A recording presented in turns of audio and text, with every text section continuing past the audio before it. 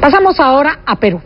Solo 21 de las más de 1000 personas investigadas en ese país por el delito de trata en los últimos 8 años fueron condenadas por la justicia, mientras que otros 250 casos se encuentran todavía en proceso judicial.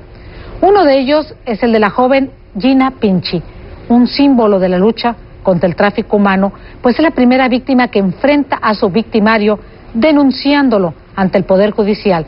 María Elena Belaúnde nos cuenta la historia de Gina.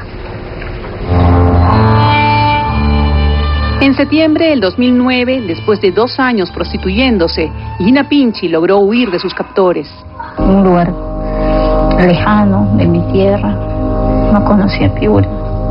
En el documental de la ONG Capital Humano y Social Alternativo, Gina cuenta su trágica historia, que comenzó cuando fue animada a dejar su hogar para buscar lejos un futuro mejor, un eufemismo para envolver la trata de personas.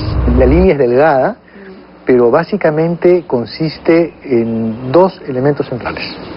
Uno es la pérdida de libertad, ¿no? Y el otro es el traslado. Para mí era una tortura. Gina dice que les contaba a los clientes del bar acerca de su situación, pero que nadie la ayudaba, a diferencia de quienes tienen relaciones sexuales con menores de edad, que podrían ser denunciados como clientes usuarios. En la legislación peruana no está tipificado un delito para quienes tengan relaciones con víctimas de tráfico humano si son mayores de edad.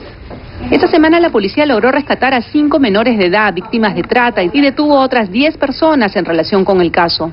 El oficial encargado dice haber reunido suficientes pruebas para presentar los cargos. Según las autoridades, el 25% de los casos denunciados no pasan al Poder Judicial por falta de pruebas. Eso es justamente lo que quieren evitar esta vez.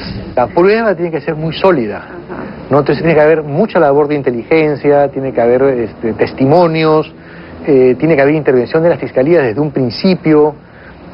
Muchos casos además de trata, y eso lo decimos a ciencia cierta porque los atendemos aquí, no pasan por la policía ni por el Ministerio Público. Hay muchas chicas que se han escapado por su cuenta. Esa es solo la punta del iceberg.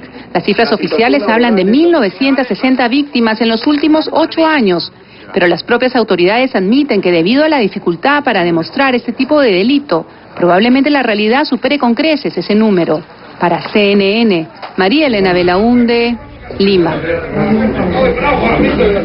Está con nosotros el psicólogo Ricardo Valdés Cabaza, quien fuera también viceministro del Interior y es el actual presidente de Capital Humano y Social Alternativo, que ve por estas causas. Muchísimas gracias por estar con nosotros aquí en Encuentro.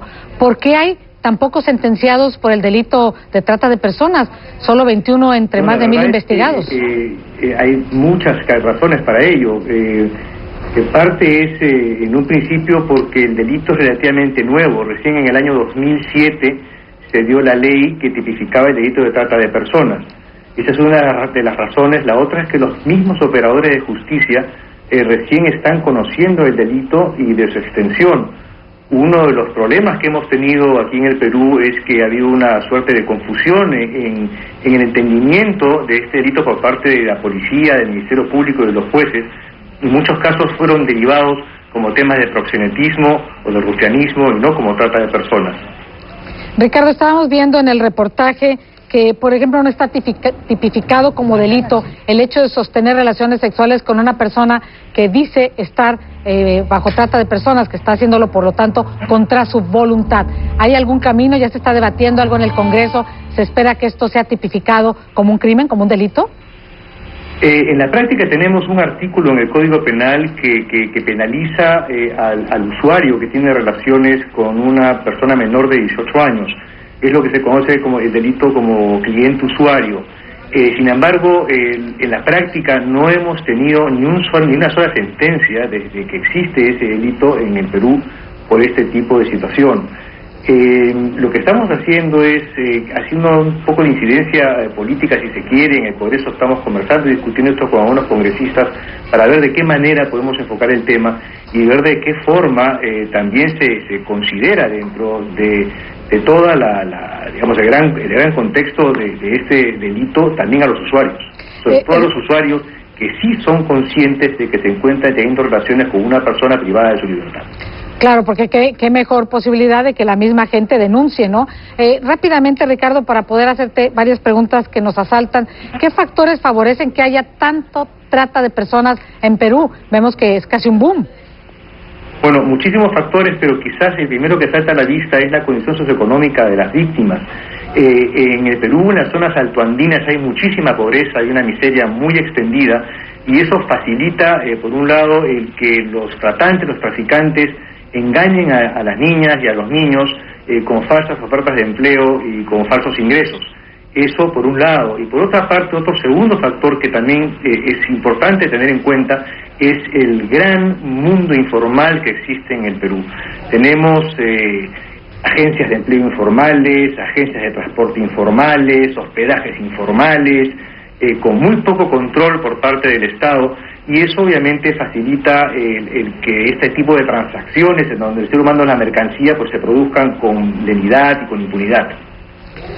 Pues muchísimas gracias por habernos dado luces, habernos ayudado a entender este dramático problema, y pues una de las guías sería, según lo que usted está diciendo y como hemos visto en otras oportunidades, no creer todo lo que se dice, porque no todo lo que brilla es oro. Muchísimas gracias a Ricardo Valdés Casaba. Bien, hasta luego. Muchísimas gracias, como les dijimos, era Ricardo Valdés Casaba. Bien, hasta pronto. Hacemos nuestra última pausa, pero antes de volver, recuerden, los espero en Twitter, @RamosCNN.